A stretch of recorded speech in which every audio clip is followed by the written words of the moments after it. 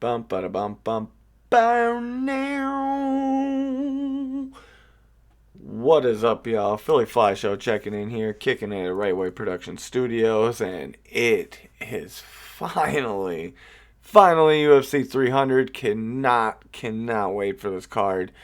Watching the press conference today, looking at the card all week, looking at it last week, I was sitting here like, duh. There has never been a better UFC card in UFC history. You can't argue with me. You people are going, oh, 299 had better. No. Almost every one of these fights could be a UFC fight main event or your pay per view main event. You could even go old school with it, like you're saying, and it'd be an old school pay per view that didn't have a championship fight. So you can do whatever route you want to do on those. You can think whatever you want, but this is literally UFC 300 is the best fight card ever put together. Now, quick little reaction to last week. If you did not catch last week's UFC Fight Night, there was actually a lot of really decent fights on there. Had one fight fall off, like I said, so we only had 12 fights, went 6 for 12, so kind of just staying at the 50% mark, unfortunately, for the past couple weeks. So that's one to be a big turnaround for me. My guy Trevor Peek did not pull off the win like I thought he was going to. Ignacio Bonamundos, that guy is definitely going to give any of these lightweights flipping issues, man, because he can kick and he can grapple on the ground, so you got to be a little wary of that. But he, even though the guy he faces isn't like a top level dude, just him to get another head kick KO the way he did, just magnificent. But the fight I really want to talk about on that one was a featherweight fight between Morgan Shair and Shepe Moscow. Oh my gosh. If you guys have any time before UFC 300 and you want to watch a good fight that's a banger from start to finish at a very high technical output, go back and watch that fight.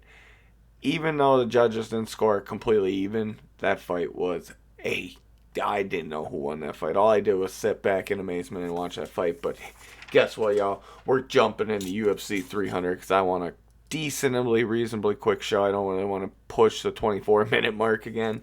Try to keep it in. I like to keep it in between 12 and 18 minutes. It's kind of like what I would like to do. So, we're going to jump into it. We have UFC 300. It is Alex Pereira versus Jamahal Hill for the light heavyweight title. The real lightweight king returns in Jamahal Hill. Unfortunately, Alex is kind of a paperweight champ in my eyes because of Hill foregoing it. After Hill forgave it, and then him and Yuri were supposed to fight, and then obviously that fell through. But I like the way they both did it, where they gave up the belt and let the division go. But at the same time, it was hard for me to call Alex a champion until he fights Jamahal Hill, because that to me is the champion, and that fight is just gonna be phenomenal. If you watch the press conference, Hill is just taking this to heart that nobody thinks he has a shot against Alex. When I'm like sitting here thinking, do you guys realize what he did to Glover Teixeira? Like, I think Glover Teixeira takes shots from Pereira but puts him down because he can take those shots. He's done it his whole career. Almost every fight I ever saw of Glover Teixeira, he takes a shot where it's like, dude, most guys go to sleep. So I'm not going to tell you the winner or loser who I pick. You can probably guess if you want to, if you really want to guess who you think I'm going to go with. But we're going to jump into match like number 13 here. It's a banger for an opening fight and a banger for the bantamweight division. Deiveson Figueiredo versus Cody Garbrandt. Cody is a plus 240 underdog, whereas Davison's a negative 300 favorite. Davison should not be no negative 300 favorite. Maybe negative 150, maybe negative 170 if you want to go that high. But negative 300, man. Everyone thinks Cody's still got a glass jaw. I don't know if he's still got a glass jaw, but what I do know is this is going to be the first fight where Deiveson Figueiredo is not just the way bigger fighter. Like, I can't remember who he made his bantamweight debut against, but even when he made his bantamweight debut against that guy, they were like even height. Cody is bigger than him. You can see a size difference. So it's gonna be great to see a fight with just Davison not having that length. But what that does tell me is we could see a finish here next, especially with a quick another addition to the UFC 300. If you didn't see in the press conference, I wasn't going to leak it or tell you because I want people to watch it. But let's just say these UFC fight bonuses on 300 are worth a lot of money. Like, and I mean a lot of flipping dough. So these guys are going for gold, like literally 300K in gold. But yeah, I'm picking Davis and figured out. I think he gets the job done.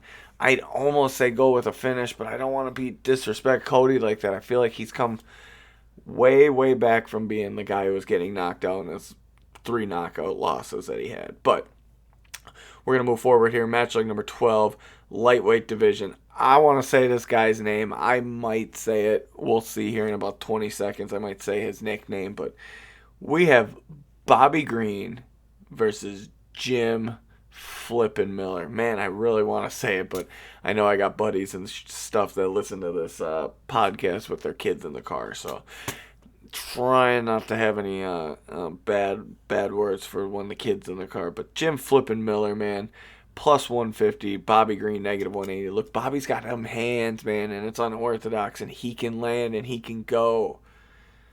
But Jim's been on a tear, dude. How do you go against Jim Miller's tear? He can submit you, he can knock you out, and he can walk you down. And I just feel like that's like Bobby's weakness. So I went against Bobby's weakness here. I'm going Jim Flippin' Miller here. How do you not go against Jim Flippin' Miller? He's 2-0 against UFC 100, UFC 200, and now it should be UFC 300. So let's go Jim Flippin' Miller. 1 out of 5 on a confidence level that Jim gets the job done, and Davison getting the job done. 3 out of 5 on the confidence level there. Forgot to say that. Match like number 11, we get a female bantamweight division. Jessica Andrade versus Marina Rodriguez. Actually, it might even be strawweight. I gotta make sure. I think I wrote this down wrong, y'all. It is strawweight, not my bad, not bantamweight. Female strawweight, Jessica Andrade versus Marina Rodriguez. Marina is a plus 115 underdog, whereas we got Jessica Andrade as a negative 135 favorite. Get to see her return. Just has the most UFC women's fights. Mariana, there's something missing. I don't know what I'd have to go back and watch a couple of her fights to fully pinpoint it, but in my head, from what I remember in her losses, I think Jessica's going to get the better end of her. I think she's back. I think she gets a W, but I think it's a decision fight. If you don't want to pick a winner, pick the decision, because my confidence level that Jessica gets a win is only 1 out of 5, y'all. So chillax on that one. That's probably a fight I don't bet on. I'm not betting on that one. I'll tell you that right now on my bet slip. There is not going to be a Jessica Andrade win or a Marina Rodriguez win. Alrighty, y'all, my voice is totally going here, and I totally don't have any water. So this is going to be a little brutal for the ending of this. We're just going to roll through it, get it going. Match like number 10, we get Jalen Turner versus Renee Moicano in the lightweight division.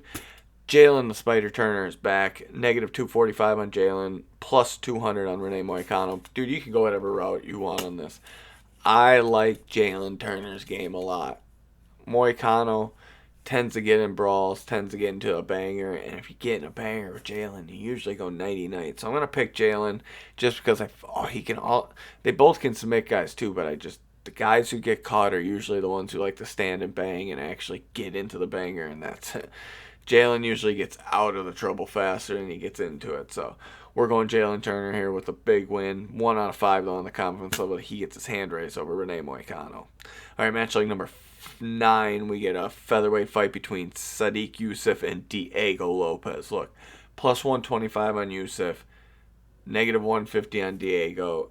Dog, I like Sadiq's game, but he gasses after a round and a half. And after he gasses out after the round and a half, he doesn't usually get finished, but he just gets beat then, and then the judges are stuck on seeing a second half of the fight, and they usually pick the other fighter. I'm not picking Sadiq here. The guy he's fighting is probably one of the most underrated unknown killers. That if you don't know his name, now you're going to know his name. Dude's putting on a show. Dude's getting a finish on flipping Saturday. And let's go, Diego Lopez. 3 out of 5 on the confidence that he gets his W. The reason, like I said, is Sadiq takes shots, and it's always because he ends up gassing himself because he puts out too much of an effort. If he doesn't get his gas tank controlled, Diego's just going to beat him down for 3 rounds or get him the bleep out of there in a quick fight. All right, match like number 8 is a bantamweight female fight, and it is such a cool fight to watch, such an intriguing one. Get to see Holly Holm back in there with a plus 325 underdog versus Kayla Harrison, who's making her UFC debut. Cannot wait to see if she makes weight, to be honest with you, because that is a brutal weight cut, I swear. Pretty sure she fought at 155 in PFL. Coming down to 135 is a big 20-pound cut, but she looked decently good, but she must have been planning for the switch, because you don't just cut 20 pounds like that as a female. That's brutal. But she is a negative 450 favorite, which makes me think that the odds makers know something I don't. I'm going Kayla Harrison, but I am not confident on it. You could go Holly Holm and risk it that way. I just know Holly Holm's kryptonite has always been wrestlers, so Kayla Harrison also talking about being able to throw elbows now. That I forgot all about, that PFL does not let you throw elbows. So, yeah, Kayla Harrison. Big W. Super not confident about it, though. Only a 1 out of 5 on the confidence level that she gets her hand raised. Man, my voice is getting a little cracky. I'm sorry, guys. Match like number 7 here. Featherweight bout in the male division. We get Calvin Kattar versus Aljamain Sterling. Aljo is making his featherweight debut against a guy who's on an 18-month layoff, who is probably, I don't know what it is, but he's number 5, and he just stays at number 5 in the featherweight division. He is a killer. Do not doubt Calvin Kattar. Plus 140 on Kattar, negative 170 on Aljo. I'm going Kattar here because I think Aljo's getting knocked out. Plain and simple.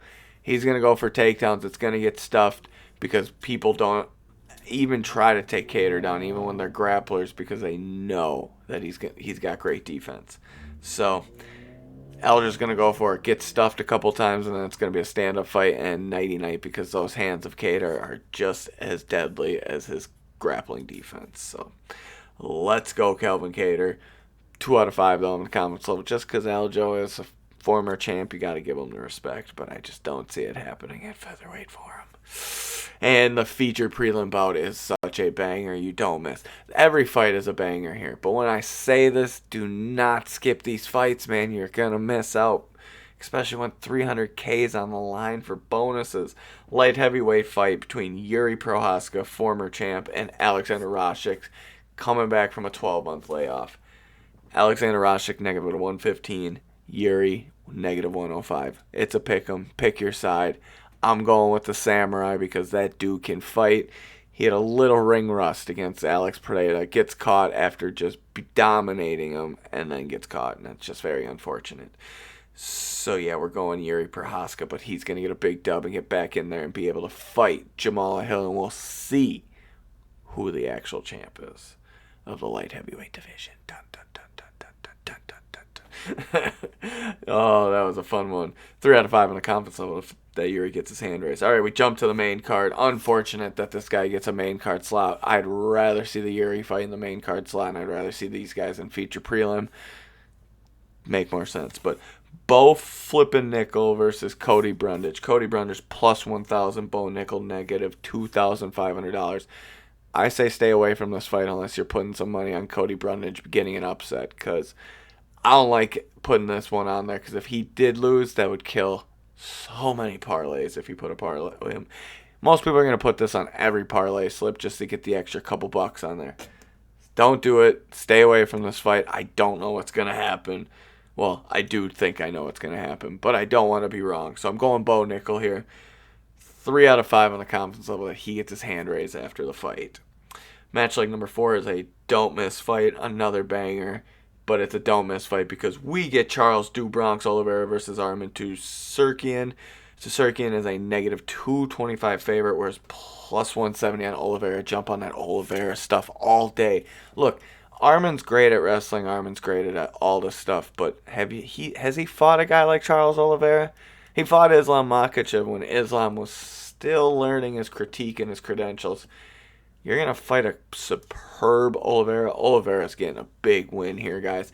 I'm even predicting an Oliveira finish. I'm thinking it's going back old school. He catches him and gets him to go to his back and rear naked chokes him and gets back in there with a submission victory. Let's go, Charles Oliveira. But I will only have 1 out of 5 on the confidence level because Arman is a good grappler, but I think Oliveira is better. I think Oliveira is way better. And if I'm wrong, I'm wrong. I don't care. All right. BMF. This is for the BMF belt. The BMF belt is Justin Gaethje says holding. Justin Gaethje versus Max Holloway is a fight you don't miss. It's a fight you pay for. You pay for this pay-per-view. You go to the casino, you go to your buddies' houses, and you all throw down and buy this card. Do not miss this card. Just don't. If this Justin Gaethje Max Holloway fight was the main event, I'd be so satisfied with it. And it's not. It's the third fight on the main event. Or the main card. Sorry. Third fight from the main event. Justin Gaethje versus Max Holloway. Max Holloway plus 135. Gaethje negative 160. I'm going Justin, the highlight Gaethje. Why am I going Justin? Nobody has ever put Max out. And I finally feel like he's going to meet his match, dude. Poirier into it, but I think Justin Gaethje can, man. He's got power in the legs. He's got power in the arms. This ain't no wrestling fight. These dudes are standing, banging, and somebody's going nighty-night for 300. Flipping K, let's go, baby. Jump into the co-main event here because we're pushing it here. Weili Zhang versus Yanan Shannon. Plus 360 on Shannon. Negative 525 on the champ. The champ is not losing. The champ is beating this girl down, and it's nighty-night time. No, I'm just kidding. I'm not going to predict a nighty-night. That's going to probably be a decision fight if I'm going to put any money on it. But I'm going Weili Zhang, 3 out of 5 on the confidence level that she gets a dub.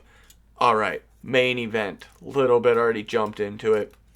Here is my broken down last variable that was actually my deciding factor in this fight. Because, look, Alex Pereira, he's got hands, man. He's got knockout power. Anybody can go to sleep from him. Same thing with Jamahal Hill. So you got to equalize that out from each other because you can't pick who's going to knock each other out like that. So what it came down to for this was this with me. Alex Pereira walks with his chin down in every fight, baits you into coming in, and he catches you. Okay? If you don't fall for that and do what Izzy did where you're baiting him to come in, then he does calf kicks on you and compromises your legs. Make sure you can't move away from the strike that's coming in, and then you're toasted again because the hands or the kicks are going to destroy you. Jamahal Hill, though,